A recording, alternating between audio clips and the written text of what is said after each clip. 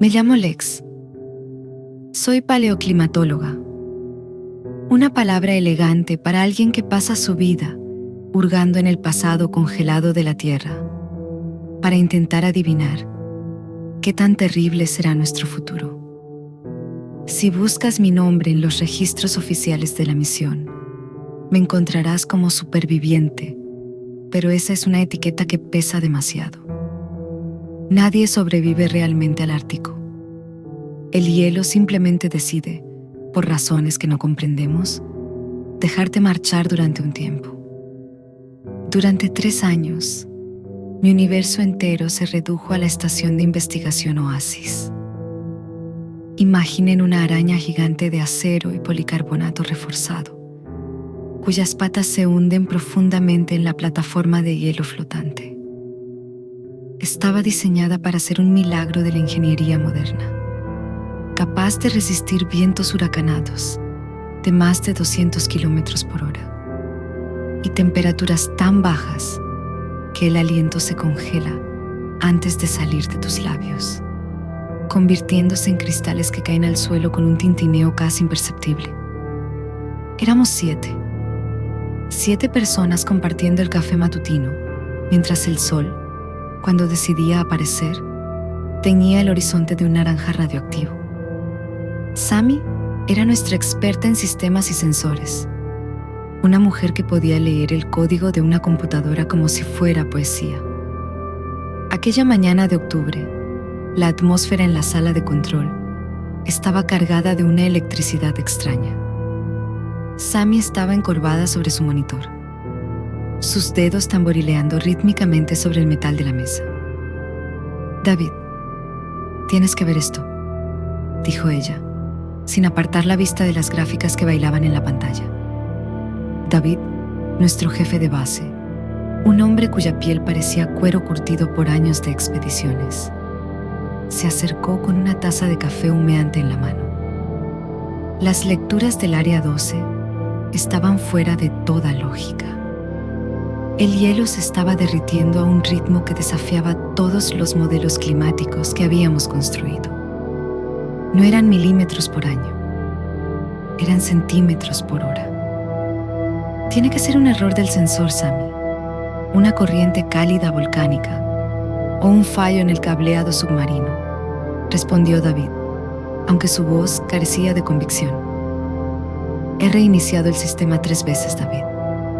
Los números no mienten. Algo está calentando el agua bajo nosotros.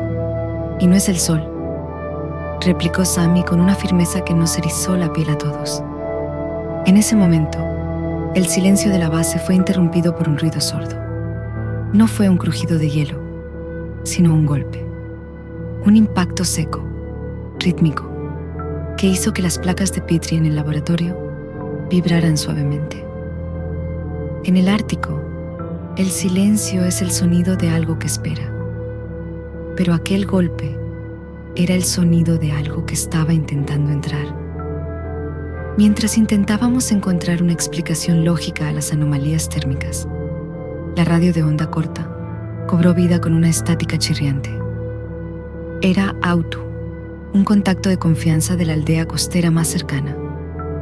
Su voz sonaba distorsionada, cargada de una urgencia que no necesitaba traducción. Un quinto cazador de su comunidad había desaparecido en menos de un mes. Oasis, aquí Autu. El rastreador perdió contacto radiofónico a unas 5 millas al oeste de su posición. Su esposa dice que el hielo se lo tragó, pero los perros no aúllan cuando el hielo se rompe. Los perros gritan, dijo Autu, antes de que la señal se perdiera entre el ruido blanco.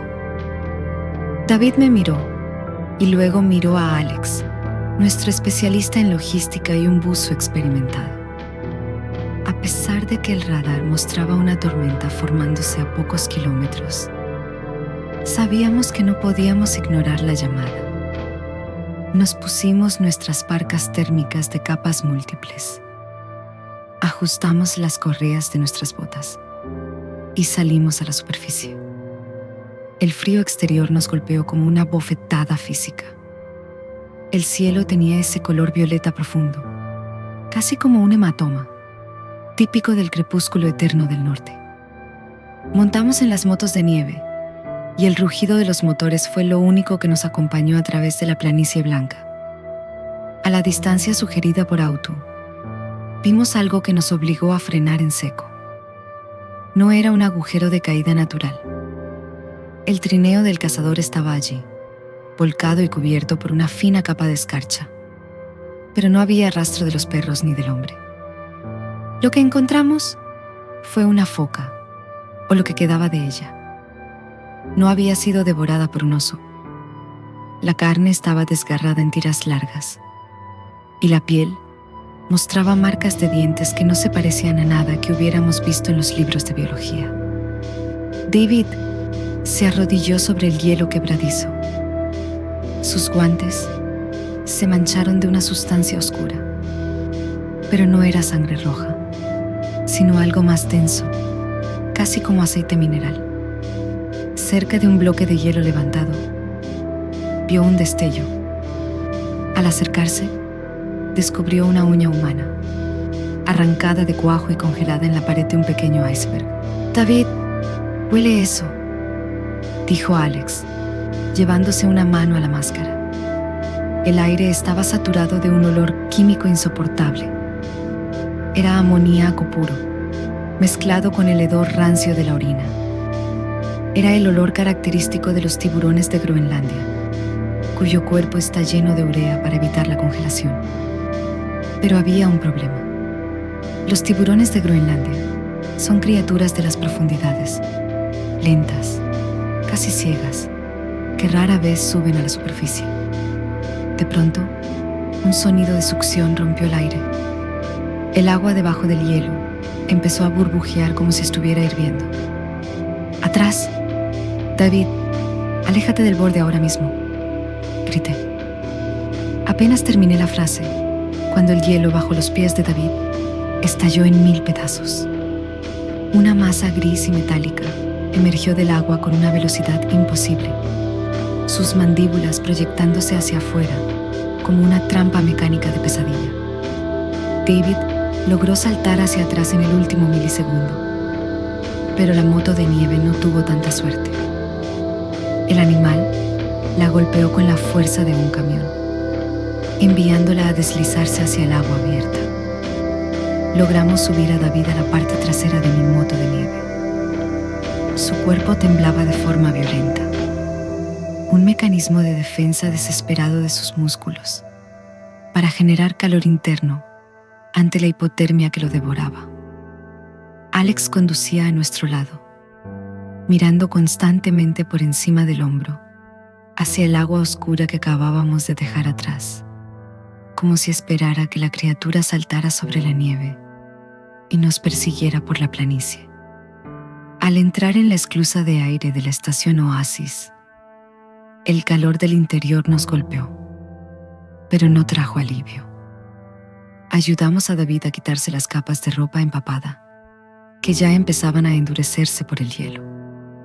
Sammy y Tracy corrieron hacia nosotros con mantas térmicas y bebidas calientes. «¿Qué demonios pasó allá afuera?», preguntó Tracy, su voz temblando mientras revisaba el pulso de David. «Su temperatura central está en 92 grados. Es una hipotermia severa». «Era un tiburón», respondió David, con los dientes castañeteando contra el borde de una taza de cerámica. «Pero no un tiburón normal. Era rápido. Demasiado rápido». Sammy se detuvo en seco, mirando a David como si hubiera perdido la cabeza. «David, no hay tiburones en esta parte del Ártico que se comporten así. Los tiburones de Groenlandia son carroñeros lentos, se mueven casi a cámara lenta. Lo que viste tuvo que ser una orca o un oso polar», argumentó ella, buscando una explicación lógica. «No me digas lo que vi», rugió David, recuperando un poco de fuerza por la pura indignación. «Esa cosa saltó del agua. Tenía la piel como el granito y olía a amoníaco puro. Era un greenie». pero uno que ha pasado miles de años perfeccionando el arte de matarnos. Nos reunimos en la sala de análisis. Alex proyectó en la pantalla principal las imágenes borrosas que había captado con su cámara de casco. Lo que vimos nos dejó mudos. Era una criatura de pesadilla. Sus ojos no tenían pupilas. Eran orbes blancos y lechosos que parecían brillar con una luz propia. Su mandíbula no estaba fija. Se proyectaba hacia adelante mediante un sistema ligamentoso complejo, permitiéndole morder presas mucho más grandes que su propia cabeza. Es una evolución forzada, murmuré, acercándome a la pantalla. Quedaron atrapados bajo el hielo durante la última glaciación en bolsas de agua cálida. Sin competidores y con poco alimento, se convirtieron en los depredadores alfa absolutos. Han estado viviendo en una cápsula del tiempo, y ahora nosotros hemos abierto la puerta. La estación Oasis no era solo un laboratorio, era una fortaleza de alta tecnología, o al menos eso creíamos. Pero esa noche, la estructura empezó a emitir ruidos que nunca antes habíamos escuchado. No eran los crujidos habituales de la expansión térmica del metal, sino golpes rítmicos y masivos contra los pilares de soporte que se hundían en el lecho marino. Eddie, nuestro jefe de mantenimiento, estaba obsesionado con las motos de nieve que habíamos dejado cerca del borde del hielo. Eran nuestra única vía de escape si la estación fallaba. Y el hielo alrededor de la plataforma de aterrizaje se estaba volviendo peligrosamente inestable. Si perdemos esas máquinas, estamos muertos y tenemos que evacuar, gritó Eddie por encima del estruendo de los golpes submarinos. Eddie, no salgas. El hielo está demasiado delgado, le advirtió David, pero Eddie ya tenía la mano en la palanca de la escotilla exterior. Lo vimos a través de las cámaras de seguridad externas. Eddie corrió hacia la plataforma, enganchando cables a las motos de nieve para intentar arrastrarlas hacia la sección segura de la base. El viento soplaba con furia, levantando cortinas de nieve que por momentos lo hacían desaparecer de nuestra vista. De repente, la cámara captó un movimiento bajo el hielo transparente. Una sombra masiva, de al menos 6 metros de largo, se deslizaba como un torpedo hacia la posición de Eddie. Eddie, vuelve adentro. Ahora, gritó Tracy por el intercomunicador. Eddie se detuvo y miró hacia el agua, pero fue demasiado tarde. El hielo no se agrietó, simplemente explotó hacia arriba. Un tiburón emergió en posición vertical, rompiendo la plataforma como si fuera cristal fino. La criatura atrapó a Eddie por la cintura en pleno vuelo. No hubo lucha. No hubo tiempo para defenderse. El sonido del metal de la moto de nieve siendo aplastado y los gritos de Eddie se extinguieron instantáneamente cuando el tiburón volvió a sumergirse, dejando tras de sí un agujero negro en el hielo y un rastro de espuma roja que se congelaba al contacto con el aire. La pérdida de Eddie fue el catalizador del caos. Sin sus conocimientos de mantenimiento, la estación Oasis empezó a fallar sistemáticamente. Los tiburones habían cambiado de táctica. Ya no mordían la estructura, sino que estaban rompiendo el estante de hielo que sostenía el peso de la base. Están trabajando juntos, dijo Alex, observando el radar sonar. Están rodeando los pilares, creando vibraciones de resonancia para fracturar el hielo base. Es comportamiento de manada, como las orcas. Intentamos usar tanques de propano como cargas de profundidad improvisadas. David y Alex lanzaron los tanques al agua abierta, esperando que la explosión alejara a las criaturas. El estallido fue masivo, una columna de agua y fuego que iluminó la noche ártica. Por un momento, hubo silencio. pensamos que habíamos ganado. Pero entonces, el pilar sur se dio por vencido. El sonido del acero rompiéndose fue como el disparo de un cañón dentro de nuestros oídos. La estación se inclinó bruscamente, arrojándonos contra las paredes. Los monitores estallaron. Los cables eléctricos soltaron chispas que iniciaron pequeños incendios, y el sonido del agua entrando por las juntas de las ventanas se convirtió en un rugido ensordecedor. ¡Agarren algo!, gritó David mientras la oasis se deslizaba inexorablemente fuera del hielo. Sentimos la caída. Fue una sensación de ingravidez aterradora mientras la base se precipitaba hacia el fondo del océano. El impacto contra el lecho marino a 90 pies de profundidad fue tan violento que perdí el conocimiento por unos segundos. Cuando desperté, las luces principales habían muerto. Solo quedaba el resplandor rojo de las luces de emergencia, bañando la sala en un color de sangre.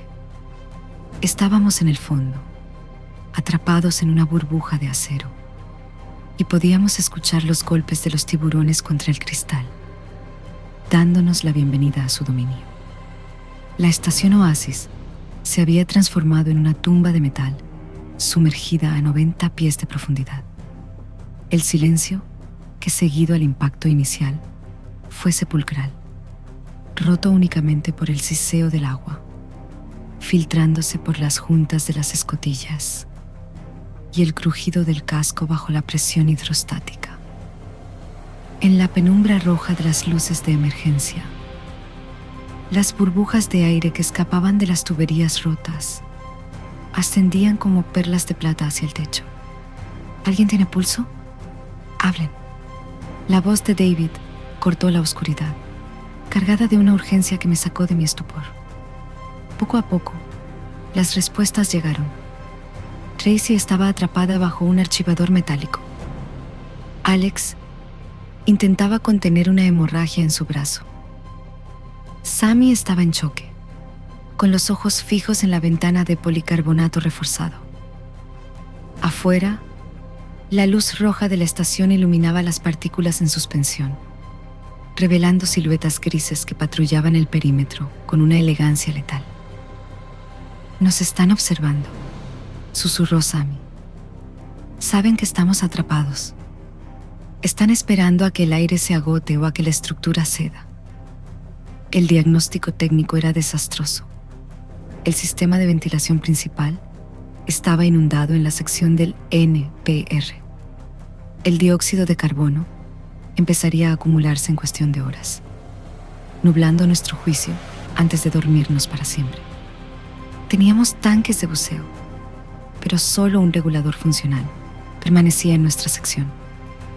El resto del equipo estaba atrapado en la zona inundada. Michael, el asistente de investigación más joven del equipo, se puso de pie. Su rostro, generalmente lleno de una energía contagiosa, estaba pálido pero decidido. «Yo puedo hacerlo», dijo, mirando hacia la escotilla sellada que nos separaba de la sección inundada. «Conozco el sistema de bombas de memoria. Si puedo llegar a los paneles de control y activar el drenaje manual, podremos recuperar la energía y el aire». «Es una misión suicida, Michael», replicó David. «Tendrás que nadar por pasillos estrechos en total oscuridad. Y no estamos solos ahí fuera». Pero no había otra opción. Ayudamos a Michael a colocarse el traje de neopreno y el único tanque de oxígeno disponible. Le entregamos un cuchillo y una linterna estanca. «Si un tiburón se acerca, clávale esto en el ojo», le instruí, aunque sabía que un cuchillo contra un depredador de 3 toneladas era poco más que un gesto simbólico. Michael entró en la esclusa. El sonido del agua llenando la cámara fue rítmico y aterrador. Por la radio, escuchábamos su respiración pesada, un eco metálico de su miedo. «Estoy dentro. La visibilidad es nula. Hay demasiados escombros. Su voz llegaba con estática. Espera. He sentido algo. Una vibración en el agua. Como un golpe contra la pared exterior. De repente, un estruendo metálico sacudió la base. Una de las ventanas de la sección técnica había cedido. Los gritos de Michael inundaron la radio, mezclados con el sonido de agua turbulenta y un gruñido gutural que no parecía de este mundo. «Está aquí, ha entrado. Cierren la puerta, cierren la compuerta de seguridad». La transmisión se cortó con un chirrido de estática. David tuvo que tomar la decisión más difícil. Con las manos temblando, giró la palanca de emergencia para sellar la compuerta interna, condenando a Michael para salvar al resto del equipo de la inundación total. El impacto de algo pesado, golpeando la puerta desde el otro lado, duró unos segundos. Y luego, el silencio regresó, más denso que antes. A pesar de la tragedia, el sacrificio de Michael no fue en vano. Antes de ser interceptado, había logrado accionar los interruptores de emergencia. Las luces de la estación parpadearon y volvieron a la vida, revelando la magnitud del desastre.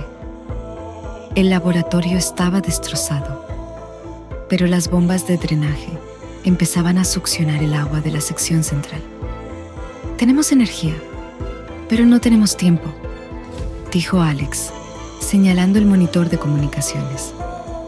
La antena principal está dañada. La señal de radio apenas llegará a la superficie, mucho menos a una estación costera. Pasamos las siguientes horas en un estado de vigilia desesperada, moviendo equipos y tratando de improvisar una antena con cables de cobre y una boya de salvamento. Cada vez que alguien pasaba cerca de una ventana, evitaba mirar hacia afuera, temiendo ver los ojos lechosos de los Greenies, devolviéndoles la mirada. Finalmente, una voz estática rompió el silencio de la radio de onda corta. «Oasis, aquí Icebreaker 1. Hemos recibido su señal de emergencia ELT. ¿Me reciben? Cambio». Tracy lloró de alivio mientras respondía. El rompehielos estaba a solo 2 millas náuticas, navegando entre icebergs masivos para llegar a nuestra posición. Sin embargo, la noticia no era del todo buena. Debido a la inestabilidad del hielo en la superficie, el barco no podía acercarse lo suficiente para sacarnos directamente. «Enviamos el Sky Crane», dijo el capitán del rompehielos. «Bajaremos una cesta de rescate. Tienen que estar en la plataforma de superficie cuando lleguemos. Pero para llegar a la superficie, teníamos que salir de nuestra tumba de acero. Teníamos que volver al agua». El rugido de las turbinas del helicóptero Sky Crane se filtraba a través de las capas de agua. Un sonido rítmico que para nosotros era la música de la salvación. Por los monitores externos, vimos la sombra de la aeronave posicionándose sobre el agujero en el hielo que la Oasis había dejado al hundirse. David, Alex y yo nos preparamos para la ascensión. El plan era simple pero suicida. Debíamos salir por la esclusa superior, nadar hacia la superficie y engancharnos a la cesta de rescate que el helicóptero estaba bajando. El agua fuera de la base estaba ahora más agitada. Las burbujas de aire y los sedimentos del fondo creaban una visibilidad casi nula, una sopa gris donde cualquier sombra podía ser un depredador. «Manténganse juntos. Si ven movimiento, disparen las bengalas», instruyó David mientras ajustaba su máscara. Al salir de la esclusa, la presión del océano intentó aplastarnos, pero el aire de nuestros tanques nos mantuvo con vida.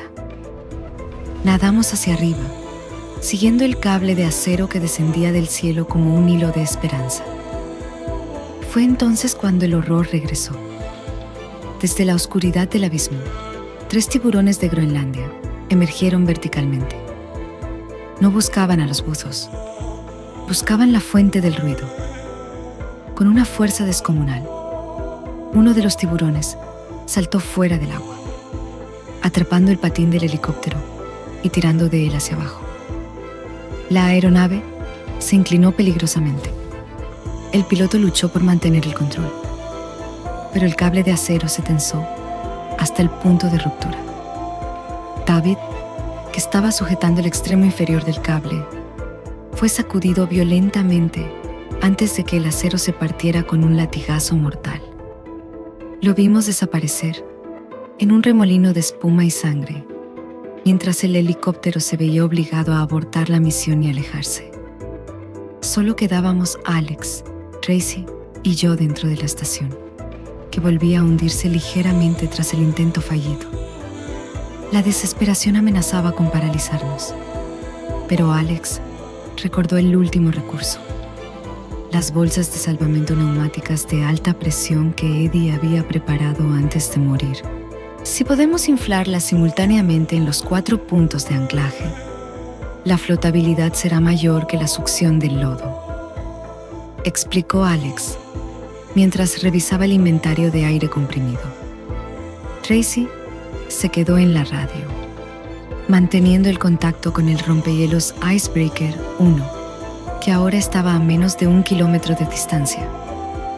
Alex y yo volvimos a salir al agua, esta vez armados con fusiles de arpones, cargados con puntas explosivas y todas las bengalas de alta intensidad que pudimos cargar. El descenso hacia la base fue una pesadilla de claustrofobia. Los tiburones patrullaban la estación como guardias de una prisión. El Alfa, un ejemplar de casi 8 metros con cicatrices de batalla en su piel grisácea, nos cortó el paso. Alex disparó una bengala directamente a su hocico, creando una explosión de luz roja que cegó temporalmente a la criatura. Trabajamos con una velocidad frenética, conectando las mangueras de aire a las bolsas amarillas de elevación. Cada segundo, sentíamos la vibración de los tiburones rozando nuestros tanques de oxígeno. Finalmente, Alex hizo la señal. Era el momento. Abrimos las válvulas y el rugido del aire llenando las bolsas fue como un trueno submarino. La estación Oasis se sacudió, se liberó del sedimento y empezó a subir disparada hacia la superficie, como un cohete de acero. Nosotros subíamos sujetos a las barandillas exteriores, sintiendo el cambio de presión en nuestros pulmones, como un fuego interno. Los tiburones no se rindieron. Nos persiguieron en el ascenso, mordiendo las bolsas de aire y el metal de la base en un frenesí de hambre y rabia. Rompimos la superficie en una explosión de agua y hielo pulverizado. El rompehielos estaba allí mismo, con sus potentes focos iluminando la noche. Las redes de rescate cayeron sobre nosotros y los marineros nos arrastraron hacia la cubierta. Justo cuando Alex me ayudaba a ponerme de pie, un rugido de agua nos hizo girar. El tiburón Alfa saltó fuera del mar. Sus mandíbulas se cerraron sobre la barandilla del barco, intentando arrastrar la red, y a nosotros con ella, de vuelta al abismo. Los guardias de seguridad del rompehielos abrieron fuego con rifles automáticos, descargando ráfagas, hasta que la criatura finalmente soltó su presa y cayó de nuevo al agua, desapareciendo en la oscuridad roja. Han pasado 6 meses desde que abandonamos la estación Oasis. Estoy en una clínica de recuperación, en una ciudad donde el sol nunca se oculta, intentando olvidar el frío. Tracy y Alex están a salvo, pero ninguno de nosotros ha vuelto a ser el mismo. Los informes gubernamentales hablaron de un evento sísmico inusual y desprendimientos de hielo. Nadie menciona a los tiburones, pero yo sé que el hielo se sigue derritiendo. Lo que encontramos allí abajo no era una reliquia del pasado, sino un presagio del futuro. El océano se está calentando Y los guardianes que una vez estuvieron atrapados bajo el permafrost están despertando, hambrientos de un mundo que ya no les pertenece, pero que están dispuestos a reclamar. Si alguna vez viajas al norte y el hielo parece hablarte, no te detengas a escuchar, porque bajo tus pies algo lleva 10.000 años esperando que cometas un solo error.